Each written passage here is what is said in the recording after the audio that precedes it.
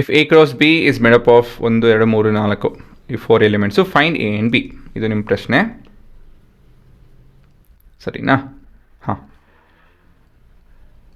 Possible number of elements of each set.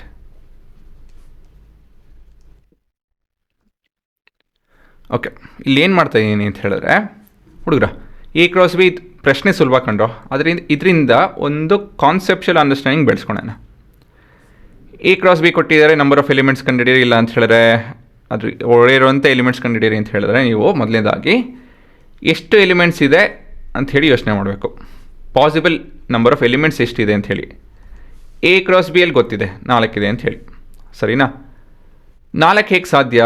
ಹೇಗೆ ಅಂತ ಹೇಳಿದ್ರೆ 1 4 ಅಂತ ಹೇಳಿದ್ರೆ ಸೆಟ್ ಎಲ್ಲಿ 1 ಇದ್ದು ಸೆಟ್ ಬಿ ಅಲ್ಲಿ 4 ಇತ್ತು ಅಂತ ಹೇಳಿದ್ರೆ your outcome will be 4. Set A ಅಲ್ಲಿ 4 ಇದ್ದು ಸೆಟ್ ಬಿ ಅಲ್ಲಿ 1 ಇತ್ತು ಅಂತ ಹೇಳಿದ್ರೆ again your outcome is 4.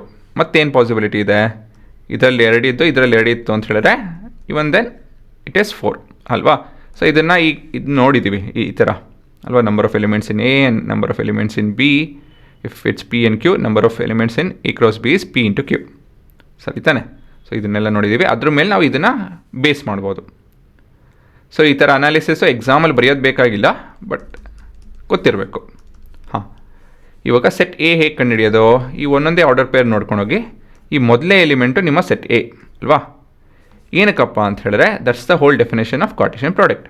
The Cartesian product between A and B is defined as A cross B is equal to A comma B such that A belongs to A and B belongs to B, set B ಅಲ್ವಾ?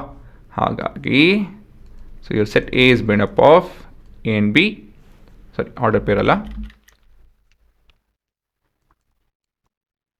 ಮತ್ತು set B is made up of, ಇಲ್ಲಿ ನೋಡ್ಬೋದು, X ಮತ್ತು Y.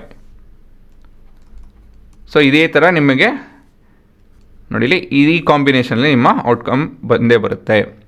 4 1 1 4 ಮತ್ತು 2 2 ಇದರಲ್ಲಿ ಬಂದಿದೆ. So ಇದು ಕೊನೆಯ ರೋ ಅಲ್ಲಿ ಈ ಫಾರ್ಮೆಟಲ್ಲಿ ಬಂದಿದೆ.